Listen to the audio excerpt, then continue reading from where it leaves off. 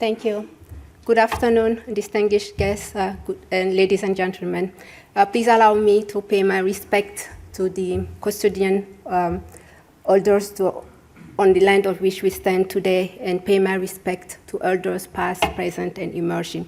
So I'm really pleased to be here today to talk to you about how PNG is expanding renewable electricity with the support of the private sector. And as Adrian and James mentioned earlier, for me, this feels like it's a continuation of the COP28 that is currently going on in Dubai. And our session actually is moving from high-level discussion to really to deliverable for the PNG. And as we all know, I mean, we are sort of feeling the effect of the climate change at some level, but for PNG, it's really an existential, threat. That's the reason why I wanted to share with you the ambitious plan that the government has come up to sort of address those threats. And on the renewable side, they're planning to achieve 78% of electricity through renewable by 2030. And then on the health side, 100% of the population should have access to improved measures to respond to climate-related diseases like malaria or dengue. In terms of transport, they estimate that about 1.2 billion is needed to build the climate-resilient infrastructure to help with this threat of climate change. And for us at the World Bank Group, as the theme of the COP28 says, moving from ambition to action, we see ourselves on the action side to try to sort of address this threat that is globally facing us today. And as part of the World Bank Group, we have various solutions from the public sector who can help the government by providing concessional loan to grant to address some of these issues, to the IFC who can sort of enable the private sector to help in this sector, using our multilateral guarantee agency to tackle some of the political risk or in our investment. And when dispute arises, we can also use the other arm of the World Bank Group, which we don't hope to use at all. And now, focusing on the IFC side, I wanted to share with you what we have been doing to support PNG in their effort to net zero. And how do we do that? We have an integrated solution with various financial products that varies from direct investment or indirect investment using loan or equity. And we also have short-term finance, and when the project is risky but have a high development impact, we can use our blended finance tool and facility to de-risk the project and also crowd in more private capital funding. On the upstream side, we can create and market and also opportunities by working closely with our private sector arm of the World Bank Group to address policies and reform needed to instill confidence to the private sector to come in. And then on the advice side, we can advise government through our PPP arm, or we can advise, our client to either from the environmental and social point of view or to open new market from them. And since IFC rarely fund 100% of the project cost, we use our convening power to mobilize from either our donor partner or through institution to come to crowd in more capital to support the project. And this is just to give you some highlights on where the power sector of PNG is. I'm not going to spend too much time on it because our previous speaker will be talking about it. But as of, again, the target is to move, the renewable energy source uses right now from 2022 using 56% in the renewable, in the generation of power. And we want to move to 78 by 2030. But as we move in toward the net zero, the PPL also want to expand the use of electricity. I think I'm preaching to the choir. You know how, the electricity sector right now is in Guinea and how it's impacting household and also the businesses. And for that, PPL need to be strengthened to also rehabilitate some of the transmission and distribution line and be solidified as a good off-taker to be able to attract independent power producer. As you can see, it takes, the investment requirement is large and the government budget is stretched, but the private sector has the know-how. In addition, the donor support is there to sort of help in this transition when the proper policies and reform are in place. To move, as the COP28 team is to moving from strategy to project. This is to share with you right now our engagement as a World Bank group on the PPP side, and we actually are engaged to advise the government on how to expand on the national electrification rollout plan. And this is led by our PPP unit. I have my colleague Eric who's here who can sort of explain more about it if you are interested. So Eric, do you want to wave? Okay. So in that term, right now, what has been proposed is a concessional model that would be sort of operated by a private sector.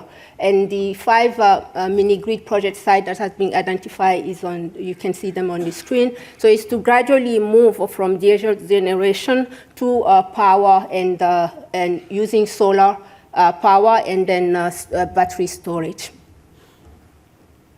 And we have also been doing that into neighboring countries like Fiji, Samoa, and Tonga, as well as in the Caribbean.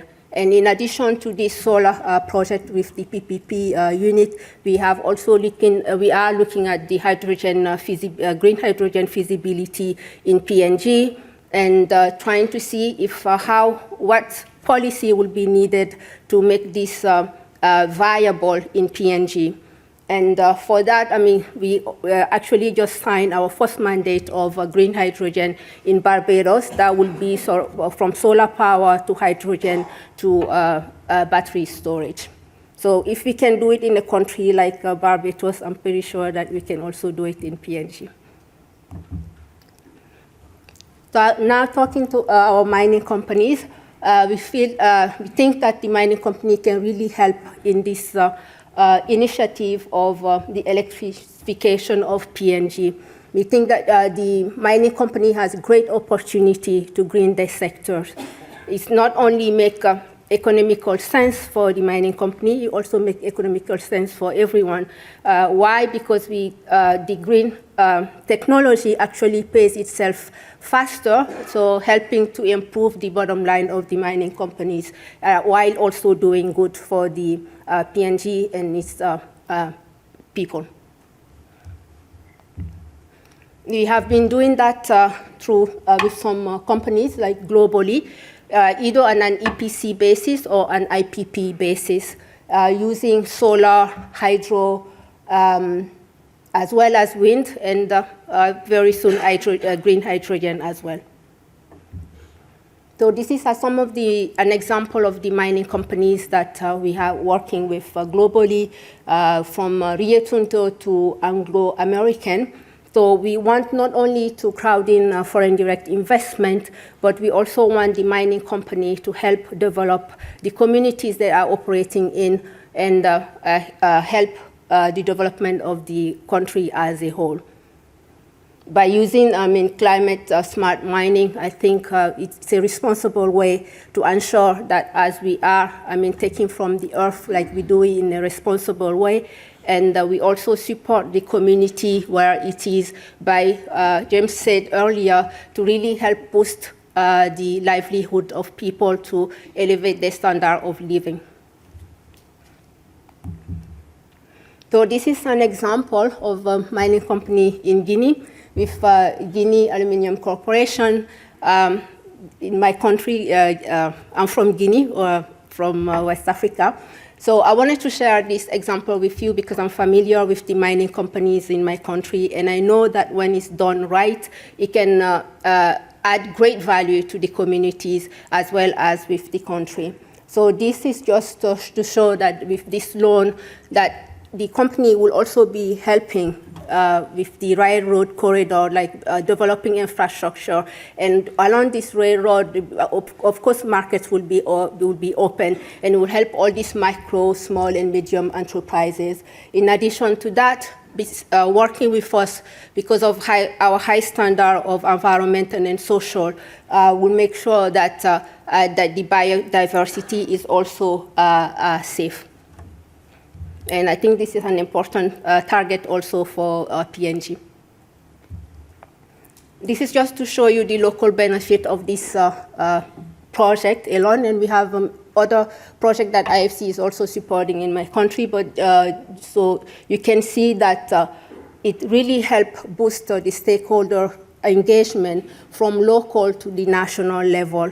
And you can see if I have to look at, let's say, the strategic local support or an SME capacity building, like linking the SMEs to the mining companies to sort of provide products and services that are needed.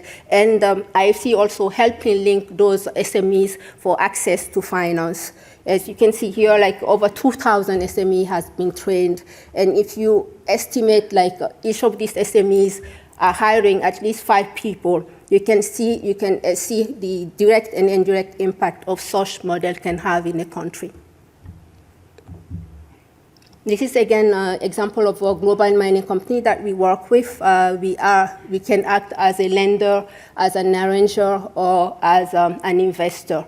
And I wanted to select the Anglo-American in South Africa, because it's also a model that we just did recently. It's what is the first link sustainable link loan that has been done in the mining sector using social targets.